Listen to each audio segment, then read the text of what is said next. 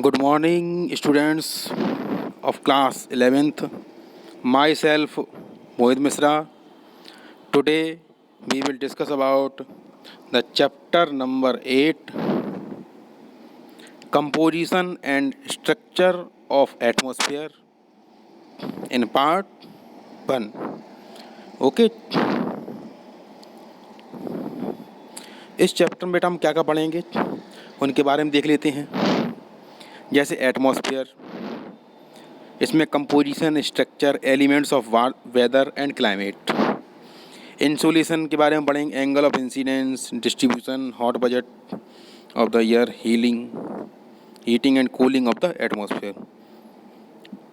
इनमें आपका कंडक्शन आ जाएगा, convections, terrestrial radiation and advection. Okay, temperature, factor controlling temperature, distribution and temperature, इसके बारे में हम पढ़ेंगे। फिर आती बात हॉरिजॉन्टल वर्टिकल क्या है, इन्वर्जन ऑफ टेम्परेचर क्या है, प्रेशर बेल्ट क्या है, wind, planetary, seasonal and location, air क्या है, air masses and front, tropical and extra tropical cyclones क्या होते हैं। प्रेसिपिटेंस के बारे में हेडिंग आएगी आपकी कि evaporation, condensation, due, Frost, fog, mist, cloud, rainfall, etc क्या है। वर्ल्ड क्लाइमेट के बारे में पढ़ेंगे हम लोग, जो कोईपन ने क्लासिफिकेशन दिया था उसके बारे में। ओके, और ग्रीन हाउस इफेक्ट। ओके, चढ़ते हैं। What is atmosphere? Air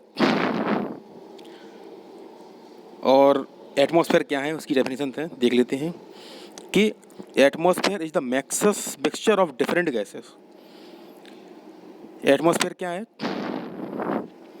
mixture of different gases है। Okay, and it envelopes the earth all around. हमारी अर्थ को ये चारों ओर क्या करता बेटा? कवर करे है। इट कंटेन्स लाइफ, इसमें लाइफ होती है।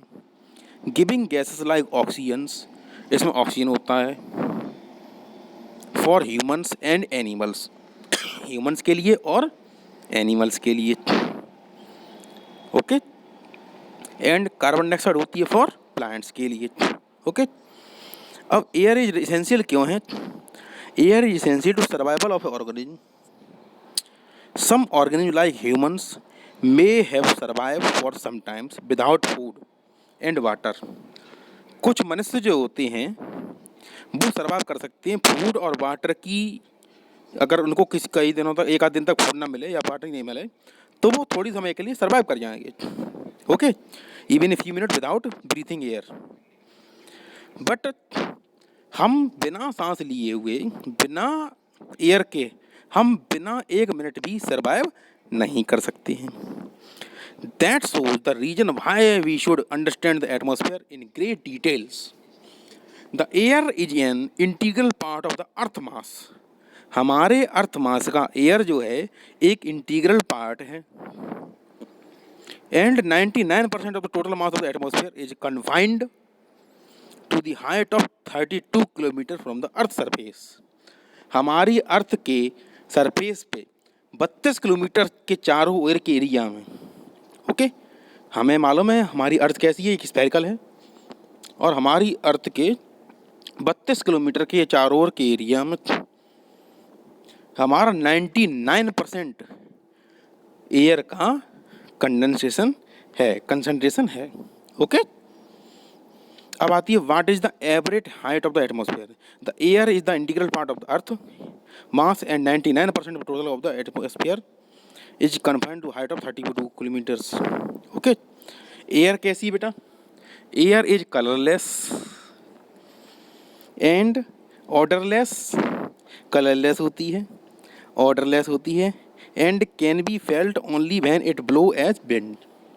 और हमें ये केवल कम महसूस होती है जब उसको हम हवा के रूप में बहती है तब महसूस होती है। ओके, अब आती बात, can you imagine what will happen to us in the absence of ozone in the atmosphere.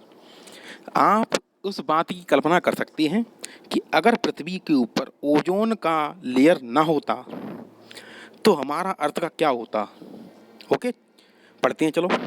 In the absence of ozone ozone की परत अगर पृथ्वी पर ना होती, life is not possible on the earth surface. हमारी पृथ्वी पर जीवन का अस्तित्व नहीं होता। क्यों? क्योंकि सूरज से आने वाली जो इंसोलेशन के द्वारा सूरज की जो रोशनी आती है पृथ्वी पर, उसको कहते हैं इंसोलेशन। ओके, तो इंसोलेशन के द्वारा हार्मफुल अल्ट्रावायलेट रेज जो होती हैं अर्थ पर सीधे अटैक करती और हम लोगों की जो सॉफ्ट टिश्यूज हैं उनको बर्नआउट करके कैंसर कॉज कर देती। ओके, तो हम लोगों की बॉडी जो हो जाती क्या कहलाती? House of cancer. Her part में, हर सेल्स में कैंसर हो जाता। ओके, तो इससे अल्ट्रावायलेट रेज से वो हमें प्रोटेक्ट करती हैं। ओके, इसीलिए ओजोन लेयर बहुत ज़्यादा इम्पोर्टेंट है। ओके, दूसरा आ जाता है composition of the atmosphere. Atmosphere का कंपोजिशन क्या है उसके बारे में देख लेते हैं। The atmosphere is composed of gases. Atmosphere किसका बना है बेटा? गैसों का, वाटर का, वेपर का, एंड डस्ट पार्टिकल्स। और किसका बना है बेटा? डस्ट पार्टिकल्स का। The proportion of gases changes in the higher layer of atmosphere in such a way that oxygen will be the almost negligible quantity at the height of 120 kilometre. Okay, और similarly carbon dioxide and water vapour are found only up to the 90 kilometre from the surface of the earth. हमारे atmosphere का जो composition है बेटा mixture of gases है, और ये इस तरह से बना हुआ है कि अगर हम पृथ्वी से 120 किलोमीटर अगर ऊपर निकल जाएं तो ऑक्सीजन नाम का 1% नहीं मिलेगी हमें ऑक्सीजन। ओके, और ज़मीन से 90 किलोमीटर अगर ऊपर चले जाएं तो हमें बिल्कुल भी 1% भी कार्बन डाइऑक्साइड पृथ्वी के ऊपर वाटर वेपर नहीं मिलेगी। ओके, चलिए फिर हम पढ़ लेते हैं उसके बारे में, composition and structure of the atmosphere in the chart method.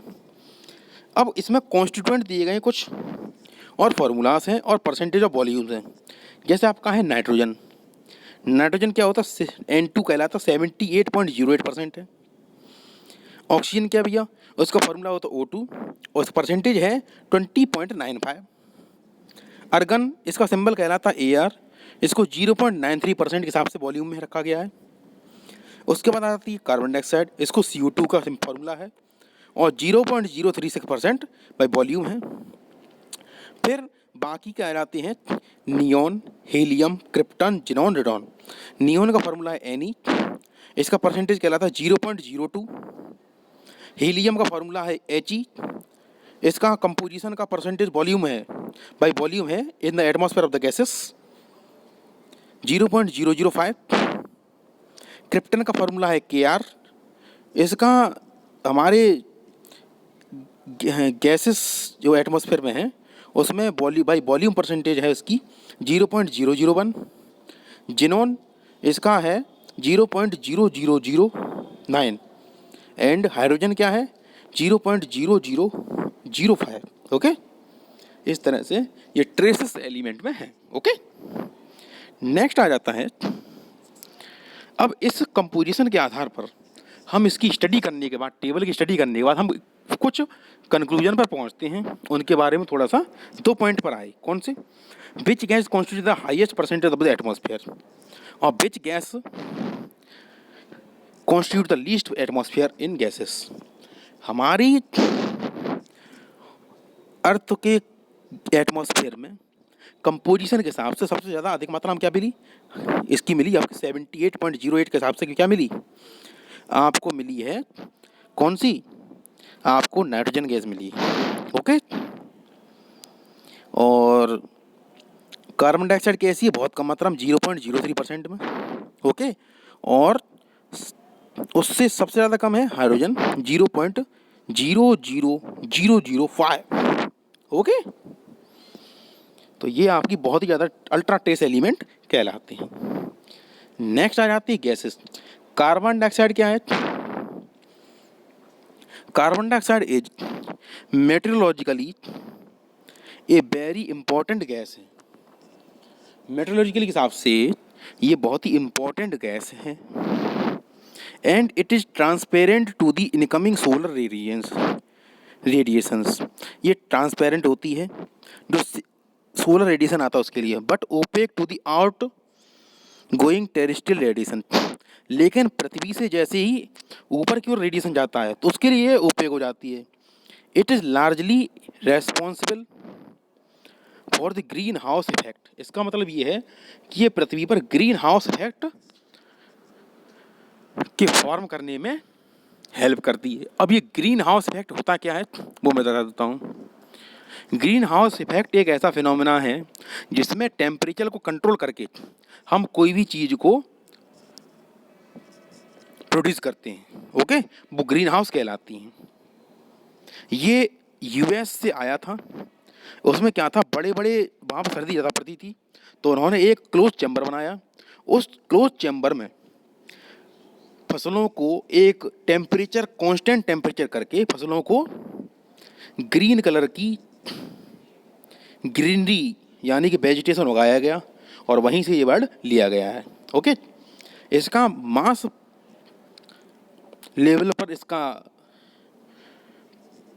Use अर्थ के रूप में होता है, अर्थ के सिनेरियो में, जब सूरज से आने वाली गर्मी कार्बन डाइऑक्साइड के द्वारा पृथ्वी पर ही रोक दी जाती है, तो उससे पृथ्वी का गर्मी का टेम्परेचर का लेवल बढ़ता जाता है। इसी को ग्रीन हाउस इफेक्ट कहा गया है, ओके। चलिए नेक्स्ट आ जाता है आपका